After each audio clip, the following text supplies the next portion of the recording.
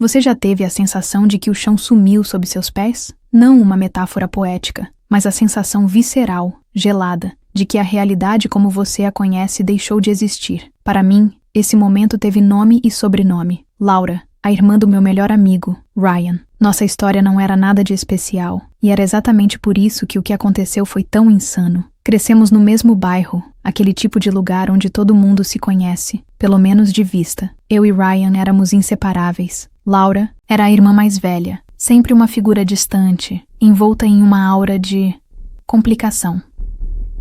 Não quero soar cruel, mas era um segredo aberto que Laura lidava com sérios problemas de saúde mental.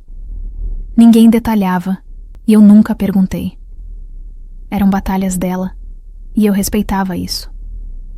Nossa interação ao longo de 20 anos podia ser resumida em acenos de cabeça e cumprimentos monossilábicos em festas de fim de ano. Nossa, que delícia de drama suburbano. 20 anos de oi e tchau viraram poesia trágica, digna de sessão de terapia mal paga. Por isso, quando ela apareceu na minha porta há pouco mais de um ano, com a barriga já aparente, meu primeiro pensamento foi de genuína, ainda que distante, felicidade por ela. Talvez as coisas estivessem melhorando. Que ingenuidade a minha. Oi, ela disse sem rodeios. Preciso falar com você. Estou grávida. Uau, Laura! Parabéns! Fico feliz por você, respondi, abrindo a porta. Ela não entrou. Apenas me encarou com uma intensidade que fez um alarme soar na minha cabeça. E então, ela soltou a frase que detonaria minha vida. O filho é seu. Claro, porque nada grita visita surpresa, como aparecer na porta de alguém grávida e já distribuindo bombas de plot twist. Eu mal tinha processado o oi e já estava escalado para papel principal na novela mexicana. Silêncio. O som dos carros na rua, os latidos de um cachorro ao longe, tudo pareceu desaparecer. Meu cérebro tentava processar a informação, buscando em cada canto da minha memória qualquer interação com ela que pudesse, nem que remotamente, justificar aquilo. Não havia nada. Zero. Era um deserto de lembranças. Espera. O quê? Consegui gaguejar. Laura, com todo o respeito, isso é impossível. A gente nem se fala direito. Claro que fala, ela retrucou, a voz ganhando um tom de acusação. Aquela noite na Casa do Lago, você estava bêbado. Não se lembra? Casa do Lago? Bêbado? Eu não ia à Casa do Lago da família deles há uns 5 anos. E na última vez fui com minha ex-namorada. A mentira era tão descarada, tão absurda, que por um momento achei que fosse uma pegadinha de extremo mau gosto. Mas o olhar dela não era de brincadeira. Era o olhar de quem acredita na própria invenção. Ah, perfeito. Porque nada é mais convincente do que alguém aparecer na sua porta com um bebê fantasma e um roteiro mal escrito de Aquela Noite na Casa do Lago. Parece até teste de memória bêbada patrocinado pela Netflix. Você não lembra, mas nós inventamos por você. Laura, não houve noite nenhuma. Eu não sei do que você está falando, mas garanto, esse filho não é meu, eu disse, tentando ser o mais firme possível. Ela começou a chorar, um choro calculado, dramático. Eu não acredito que você vai fazer isso. Vai abandonar seu próprio filho? E ali começou a espiral. Tentei ser racional. Propus um teste de paternidade pré-natal, o caminho mais lógico. Se você tem tanta certeza, vamos fazer o teste. Resolvemos isso agora e se for meu, eu assumo cada uma das minhas responsabilidades. A recusa dela foi imediata e veemente. Um teste? Você acha que eu sou uma mentirosa? Eu não vou submeter meu bebê a um procedimento invasivo só por causa da sua covardia. Era uma armadilha perfeita. Ela usava a preocupação com o bebê para evitar a única coisa que poderia expô-la. Naquele momento, eu entendi. Isso não era um mal-entendido. Era um plano. A notícia, claro, se espalhou como fogo em palha seca. E a primeira porta em que o incêndio bateu foi a da minha casa. Meus pais. Eu os amo, mas eles foram criados em uma época onde a honra e a palavra valiam mais que qualquer evidência. Para eles, uma mulher grávida apontando o dedo era o equivalente a uma sentença divina. A conversa foi um massacre. Minha mãe chorava, meu pai andava de um lado para o outro, ambos me fuzilando com os olhos. Maravilha, né? Você tenta jogar o trunfo da lógica científica e ela responde com lágrimas de novela das 9. Resultado, você vira o vilão, ela a mártir grávida, e seus pais fazem cosplay de tribunal medieval, onde o dedo apontado substitui DNA. Como você pôde fazer isso? Meu pai rosnou. Engravidar a garota e agora querer fugir? Não foi essa a educação que te demos. Pai, não é meu filho, ela está mentindo. Eu implorava. A voz já embargada pelo desespero. Eu me ofereci para pagar pelo teste de DNA. Ela não quer fazer. E por que será? Minha mãe soluçou. Talvez porque ela esteja magoada, humilhada. Você a usou e agora a descarta. Que vergonha! Era surreal. Eu era o réu, o juiz e o carrasco em um julgamento onde minha defesa era irrelevante. A cada argumento lógico que eu apresentava, eles vinham com um apelo emocional. A situação atingiu o fundo do poço quando apresentei a prova irrefutável. No mês exato em que Laura alegava ter concebido, eu estava a 3.000 quilômetros de distância, em outra cidade, participando de um treinamento intensivo pela minha empresa. Eu tinha passagens aéreas, recibos de hotel, dezenas de fotos com data e localização, e-mails de trabalho. Mostrei tudo a eles, esperando um vislumbre de alívio, um pedido de desculpas. Em vez disso, meu pai olhou os papéis com desdém e disse a frase que selou nosso destino. Qualquer um comete uma loucura, meu filho. Você pode ter voltado um fim de semana, bebido demais. Essas coisas acontecem. A confiança que eu tinha neles, a base da minha vida, se espatifou em milhões de pedaços. Eles não queriam a verdade. Eles queriam que eu me encaixasse na narrativa deles, que eu fizesse a coisa certa e assumisse o erro que eles já tinham decidido que eu cometi. A discussão que se seguiu foi a pior da minha vida. Palavras foram ditas, daquelas que mancham a alma e não podem ser retiradas. No fim, veio o ultimato. Ou você assume essa criança e casa com a Laura, meu pai decretou. Ou você não é mais nosso filho. Esqueça que tem família. Eu olhei para os dois, procurando qualquer traço dos pais que me criaram.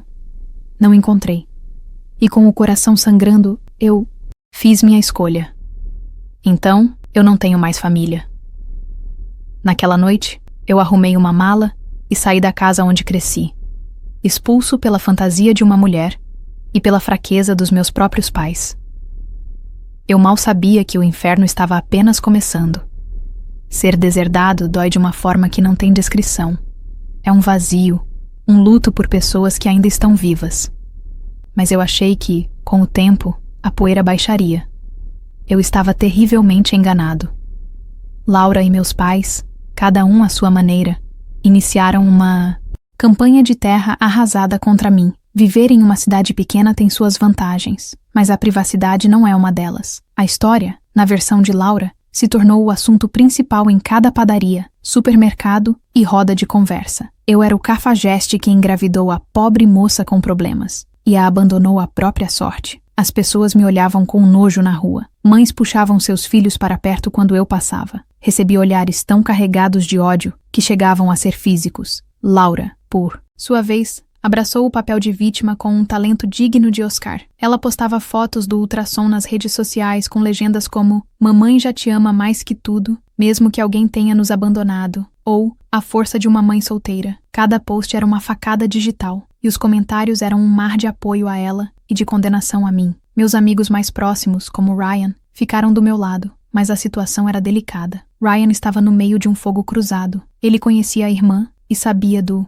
que ela era capaz, mas também amava os pais, que estavam completamente cegos pela narrativa dela. Nossas conversas se tornaram tensas. "Cara, eu sei que você não faria isso", ele dizia, "mas minha irmã, ela não está bem. E meus pais, eles enlouqueceram. Até alguns amigos que juravam me conhecer começaram a duvidar. Tem certeza, cara? Tipo, certeza absoluta? Às vezes a gente bebe e não lembra de nada", um deles me disse, e aquilo doeu mais do que os olhares dos estranhos. Enquanto isso, meus pais tentavam uma tática diferente, a da reconciliação forçada. Minha mãe me ligava chorando, deixando mensagens de voz longas e confusas sobre como só queria a família unida de novo, sem nunca admitir o erro deles.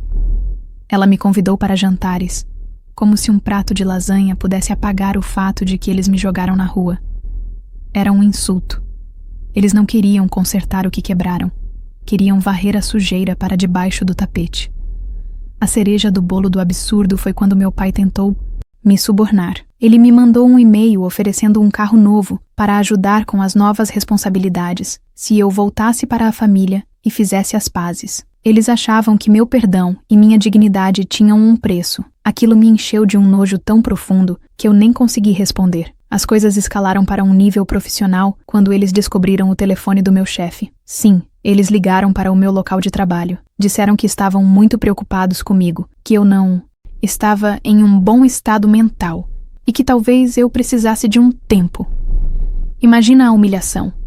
Meu chefe, Um homem decente me chamou para sua sala, visivelmente constrangido. Olha, não é da minha conta, ele começou. Mas seus pais ligaram. Está tudo bem em casa?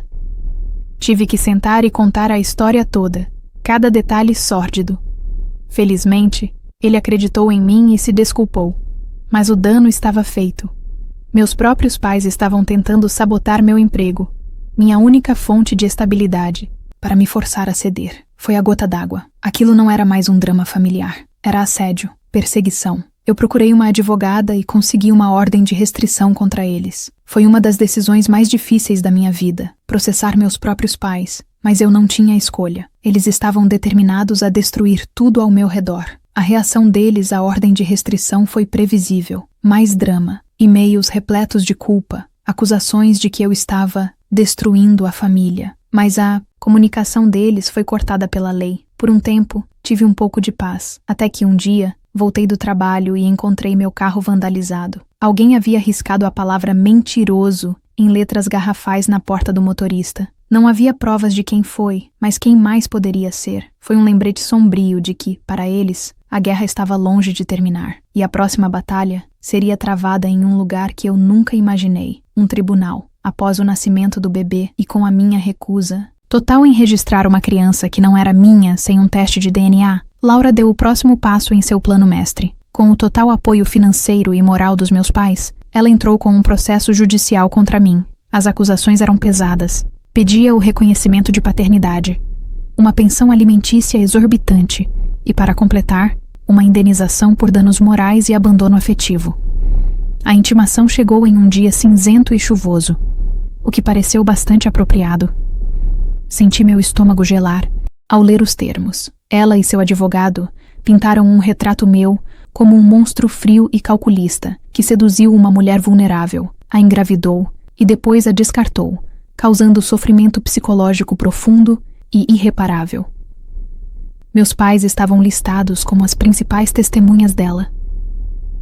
Minha advogada, doutora Almeida, foi um farol de sanidade em meio ao caos. Isso é um absurdo completo, ela disse, analisando os documentos. A recusa dela em fazer um teste pré-natal já enfraquece o caso. Mas eles estão apostando tudo no drama, na comoção.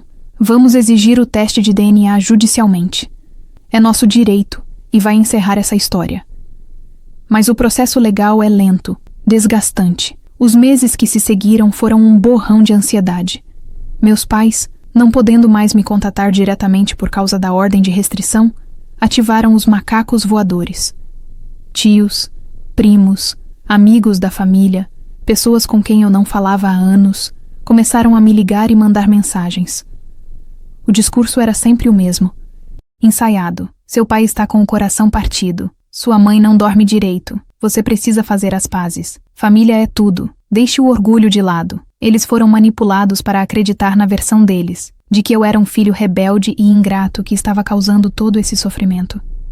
Tive que bloquear dezenas de números, me afastar de mais pessoas, podando os galhos podres da minha árvore genealógica. O isolamento era cada vez maior, mas era necessário para minha saúde mental.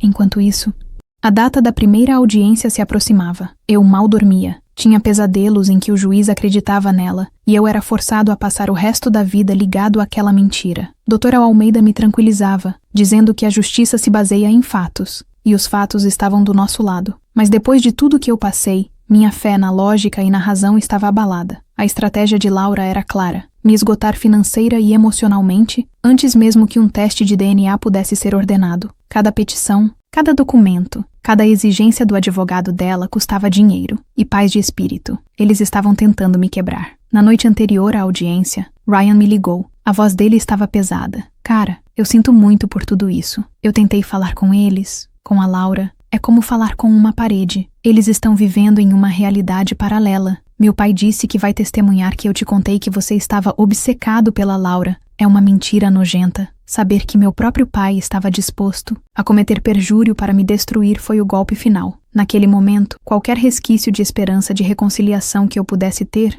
por menor que fosse, morreu para sempre. Eu não ia para o tribunal no dia seguinte para lutar por um teste de DNA. Eu ia para lutar pela minha vida, pela minha honra e pelo meu futuro. E eu não fazia ideia de que minha advogada tinha uma carta na manga, um as de espadas que mudaria o jogo de uma forma que nem nos meus sonhos mais loucos eu poderia ter imaginado. O tribunal era exatamente como nos filmes, frio, imponente e com um cheiro de papel velho e ansiedade. Eu estava sentado ao lado da doutora Almeida, com as mãos suando e o coração martelando contra as costelas. Do outro lado, Laura estava sentada com sua advogada, com uma expressão de piedade ensaiada.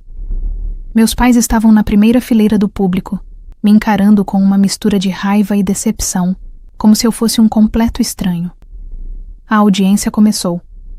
A advogada de Laura fez um discurso inicial emocionante, pintando sua cliente como uma mãe solteira abandonada, uma vítima da minha crueldade. Meus pais foram chamados para depor. Meu pai mentiu descaradamente, como Ryan havia avisado. Minha mãe chorou no banco das testemunhas, falando sobre a vergonha que eu trouxe para a família. Foi um espetáculo deprimente e nojento. Eu me sentia encolhendo na cadeira. A doutora Almeida estava calma, fazendo anotações, contestando pontos quando necessário. Ela já havia feito o pedido, oficial para o teste de DNA compulsório, mas a outra parte estava tentando adiá-lo, alegando estresse emocional para Laura.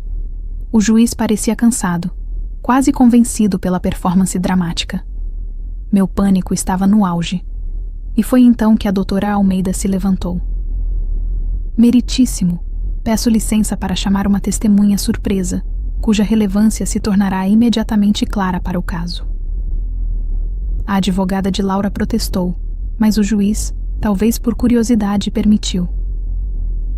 A defesa chama ao banco de testemunhas o Sr. Marcos Oliveira. Eu não conhecia nenhum Marcos Oliveira. Olhei para a doutora Almeida confuso. Ela me deu um sorriso mínimo. A porta do tribunal se abriu e um homem alto, de terno, entrou. Ele caminhava com uma confiança silenciosa. E então eu olhei para Laura. O que aconteceu com ela naquele momento foi algo que eu nunca vou esquecer. Toda a cor sumiu de seu rosto. Ela ficou branca como cera. Seus olhos se arregalaram em puro terror. A boca se abriu em um "oh" silencioso. Ela começou a tremer incontrolavelmente, agarrando a mão de sua advogada com uma força desesperada. Se o choque pudesse emitir som, o dela seria um grito ensurdecedor. Meus pais também pareceram reconhecer o homem, suas expressões mudando de hostilidade para confusão. O homem se sentou, fez o juramento e olhou diretamente para Laura, que parecia prestes a desmaiar. Sr. Oliveira, começou a doutora Almeida. Qual é a sua relação com a demandante, a senhora Laura Mendes? A voz dele era calma e cortante. Eu sou o ex-marido dela.